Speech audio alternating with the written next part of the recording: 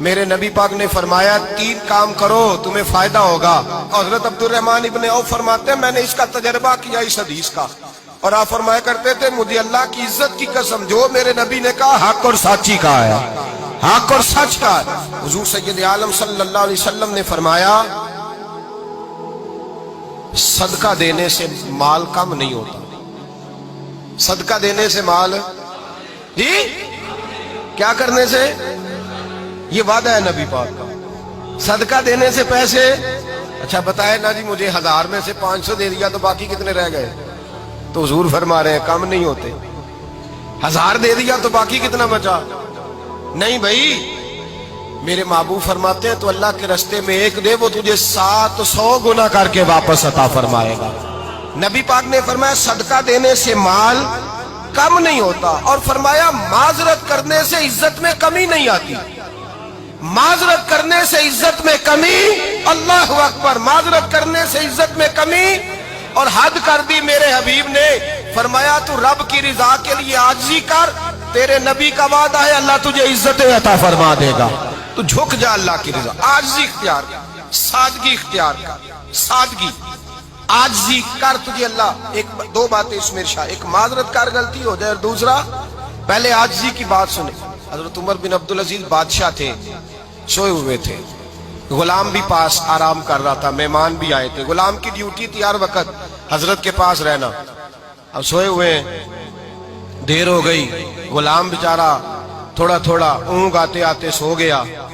حضرت چراغ روشن تھا, کچھ لکھ رہے تھے, مہمان بیٹھا تھا, خادم سو گیا.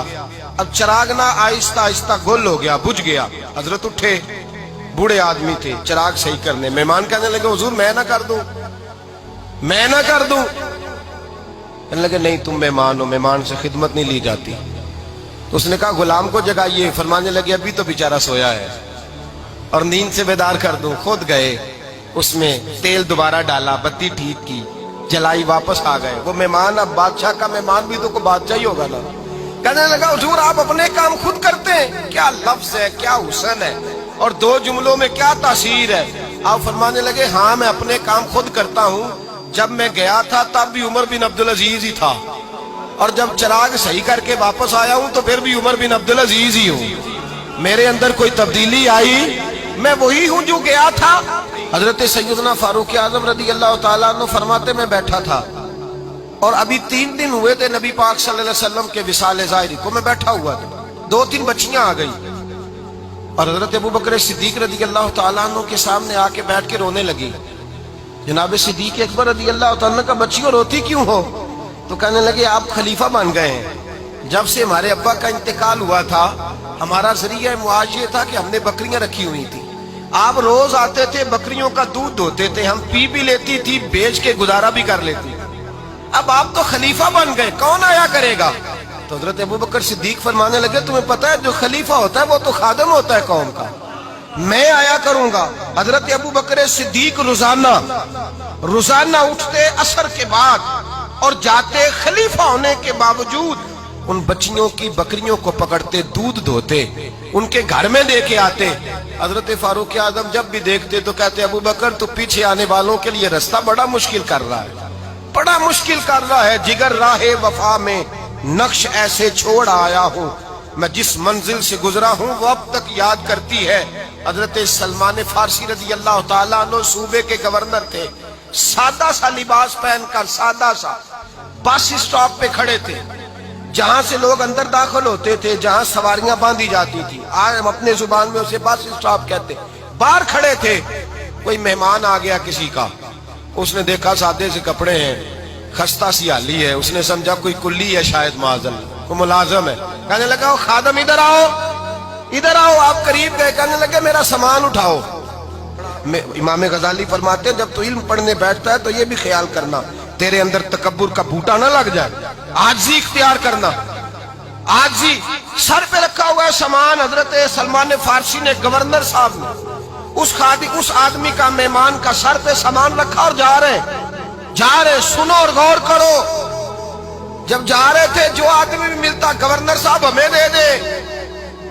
مہمان پریشان ہو گئے, کہنے لگے حضور آپ گورنر ہیں؟ فرمانے لگے نہیں, یہ تو میرا دنیاداری کا نام ہے جو ان لوگوں نے رکھا ہوا ہے، اصل میرا نام وہی ہے جو تو نے لے کے پکارا ہے، اصل نام وہی ہے۔ تو نے کہا غلام ادھر آ، آپ فرمانے لگے پہلے میں ایک یہودی کا غلام تھا، پھر رب تعالیٰ نے فضل کیا تو میں محمد عربی کا غلام ہو گیا، رسول اللہ کا غلام ہوں، اور جب میں نبی پاک کا غلام ہوا ہوں تو اس سارے صوبے کا امام ہو گیا ہوں، تو اصل تو میں غلام ہی ہوا نا۔ دوسرا میرے نبی پاک صلی اللہ علیہ وسلم نے ایک تو عاجزی سے عزت ملتی ہے، تکبر سے عزت، وہ جو بندہ جھجکتا ہے نا تیرے نیڑے جانے سے، تو کہتا ہے میری بڑی عزت کرتا ہے، وہ عزت نہیں کرتا۔ شیر کی عزت ہوتی ہے کہ خوف ہوتا ہے؟ بولے نا، تو نہیں نہ ڈر لگتا ہوتی کو۔ شیر کا کیا ہوتا ہے؟ خوف، اس کی عزت نہیں ہوتی۔ تو درندہ ہے، درندوں کی بھی کبھی عزت ہوتی ہے؟ تو جو آدمی ڈنڈے کے زور پر لٹکا کے ڈنڈا اور وہ لوگوں سے عزت کرا رہا، تو بھائی یہ تیری عزت نہیں ہے، تیرا خوف ہے۔ عزت عاجزی میں ہے، انکساری میں ہے۔ اور دوسرا میرے نبی پاک صلی اللہ علیہ وسلم نے فرمایا عزت معاف کرنے میں ہے۔ عزت کس چیز میں ہے؟ بدلہ لینے میں عزت، یہ حقائق ہے۔ عزت بدلہ لینے، جس نے ایک تھپڑ کے جواب میں 2 مارے وہ باعزت نہیں، بلکہ مسند امام احمد بن حنبل پڑھی، حضرت موسیٰ علیہ السلام کوہ طور پہ کھڑے، میرے رسول پاک علیہ السلام فرماتے ہیں جناب موسیٰ علیہ السلام نے اللہ کی بارگاہ میں عرض کیا، اے اللہ ساری دنیا کہتی ہے ہم عزت والے ہیں، ہم عزت والے، من اعز عبادک یا اللہ، اے اللہ تو بتا تیرے بندوں میں عزت والا کون ہے؟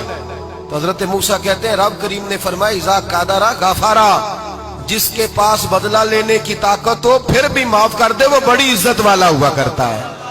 جو اینٹ کے جواب میں پتھر مار سکتا ہو، جو گولی کے جواب کے اندر 15 گولیاں مار سکتا ہو، لیکن معاف کر دے وہ بڑی عزت والا ہے۔ عزت والا ہے جو معاف کرے۔ حضرت فخر جہاں دہلوی بہت بڑے درویش تھے، سلسلہ عالیہ چشتیہ کا بہت بڑا نام، اور اس صوفی کے آپ حالات پڑھیں تو رب کریم نے بڑا ہی نوازا ہوا تھا۔ دلی کی جامع مسجد کے خطیب، اور ان کی کرامت یہ تھی کہ جو آدمی آ کے سامنے کھڑا ہوتا تھا نا اسے بتانا نہیں پڑتا تھا کہ میرے دل میں کیا ہے، بتانا نہیں پڑتا تھا۔ سامنے آ کے کھڑا ہوتا تھا تو حضرت ہاتھ اٹھاتے تھے، کہتے تھے اللہ یہ بے اولاد ہے اسے اولاد عطا کر دے۔ دوسرا آ کے کھڑا ہوا، خوشی نہیں ہو رہی آپ کو؟ دوسرا آدمی کھڑا ہوا، دوسرا آدمی، اس نے آ کے کہا دعا کے لیے سامنے کھڑا ہوا تو حضرت کہنے لگے اے اللہ بیمار ہے، وہ کہتا میرے دل میں بات تھی مجھے بتانی نہیں پڑی، اتقوا فراست المؤمن فإنه ينظر بنور